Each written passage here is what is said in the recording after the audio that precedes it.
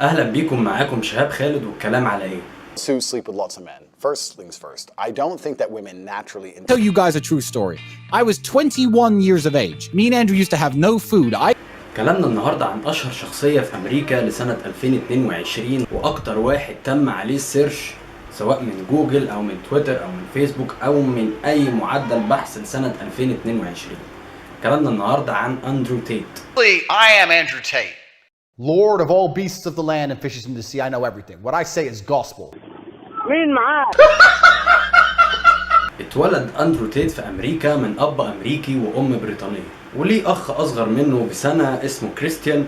وبعد مشاكل وانفصال ابوه وامه عاش اندرو تيت وكريستيان اخوه في بريطانيا، وبعدين رجعوا هما الاثنين على امريكا. اتولد اندرو تيت سنه 1986 وهيتم في ديسمبر 37 سنه. واتشهر اندرو تيت في بداياته من اول ما كان عنده 17 سنه انه شخص رياضي ودنيته كويسه ومن افضل لعيبه الشطرنج من صغره، وده طبعا يرجع لابوه اللي كان بطل عالم سابق في الشطرنج. ومن المواقف اللي بتثبت كلامي دوت انه هو عنده 5 سنين في بريطانيا كسب 2 ورا بعض، واحد عنده 15 وواحد عنده 16 سنه في لعبه الشطرنج. كسبت. اللهم لك الحمد والشكر.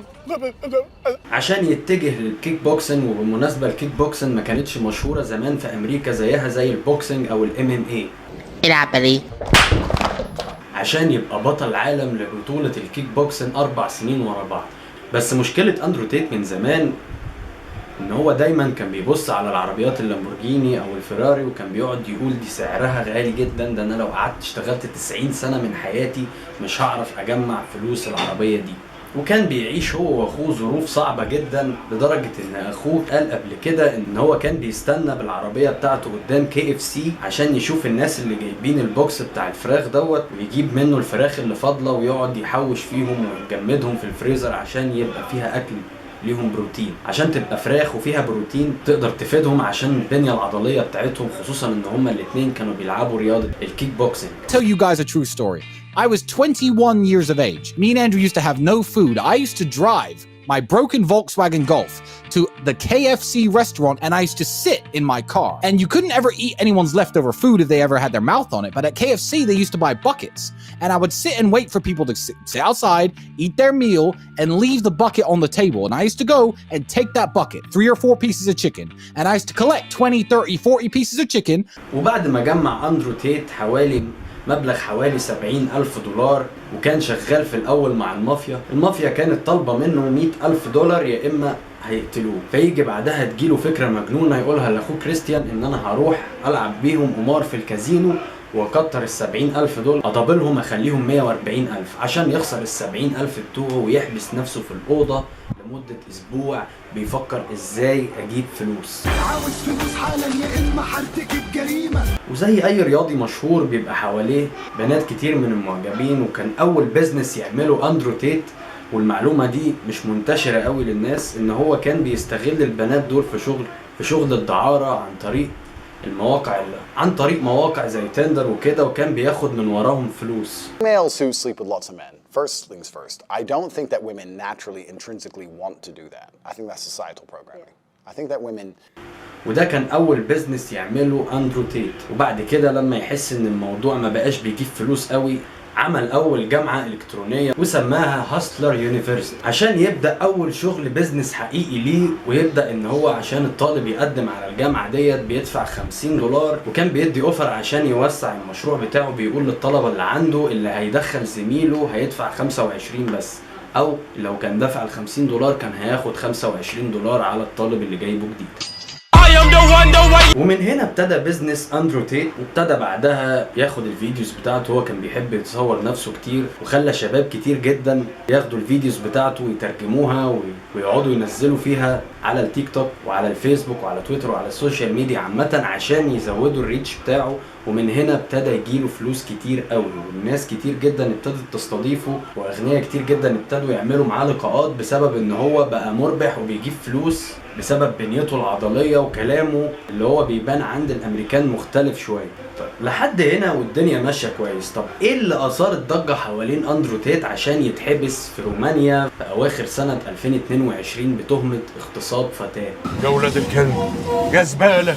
الموضوع واضح وصريح جدا، وهو كان في امريكا كانت افكاره غريبة شوية، مش عاملة زي الافكار بتاعت مجتمع الميم او اليسار المتطرف او الافكار بتاعت الشذوذ الجنسية. كان فكره عادي خالص، كان بيقولك ان الست مكانها البيت عشان هي رقم واحد في الاسرة، وهي لازم تبني اسرتها بشكل سليم وتحافظ على الاطفال. بس هو الغريب في اندرو تيت كان اسلوبه في الكلام، كان دايما لما بيجي يتكلم او يناقش قضية معينة كان بيتكلم بغرور شوية، وكان بيتكلم بنوع من انواع النرجسية، وبيقعد يقول للناس انتوا فقراء وانتوا عمركم ما هتبقوا حاجة، وانتوا لازم عشان يبقى عندكم فكرة مشروع لازم تقوموا تشتغلوا عليها، بطلوا كسل، بطلوا. بس انا يا اندرو تيت انا ما عنديش بنات صحابي عشان اشغلهم في الدعارة، واكيد لو عندي اكيد مش هشتغل الشغلانة المعفنة دي. ده انا فعاصة. بس كل واحد وعنده مميزات وعيوب. بس قصة اندرو تيت في امريكا واللي خلت الموضوع يكبر ويتكلم ويقول ان الشرطة عايزة تموتني والناس عايزين يموتوني بسبب ان انا شخصية ناجحة وان انا بتكلم في الصح.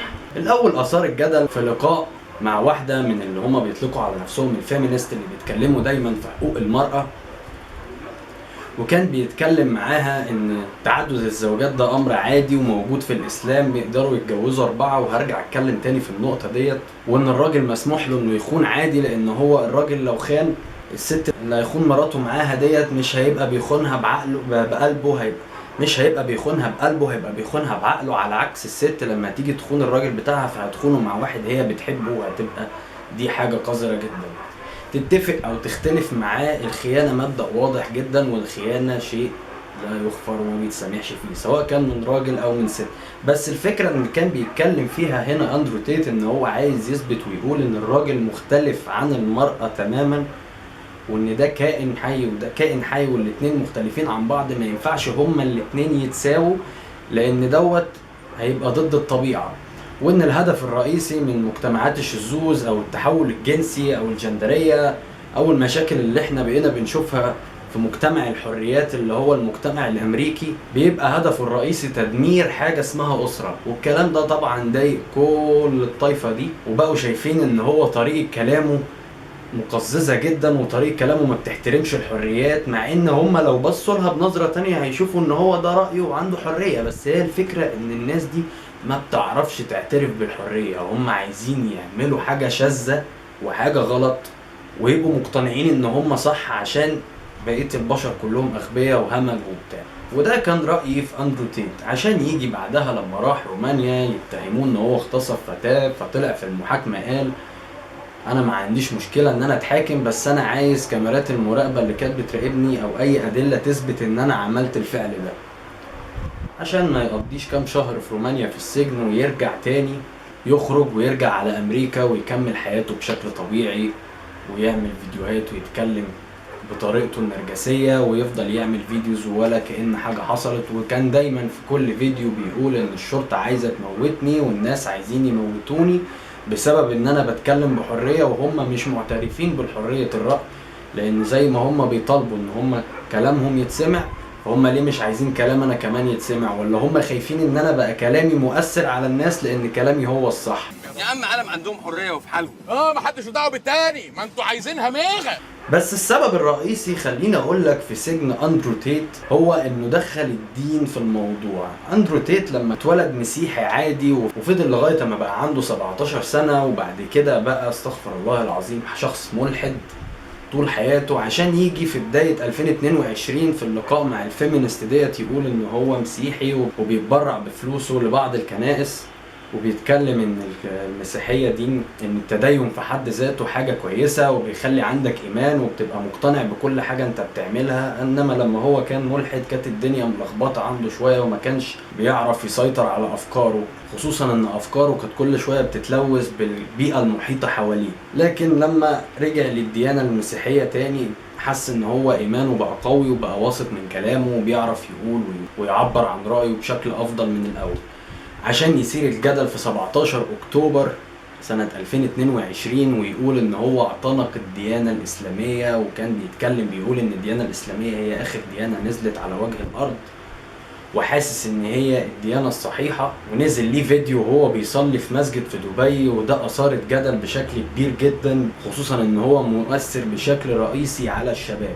تتفق او تختلف معايا، انا مش مع الطريقة اللي بيتكلم بيها أندرو تيت سواء عن الإسلام او عن التحفيز، لان الاسلوب بتاعه بيقول ان انا لازم اعمل حاجات كتير غلط عشان ابقى غني.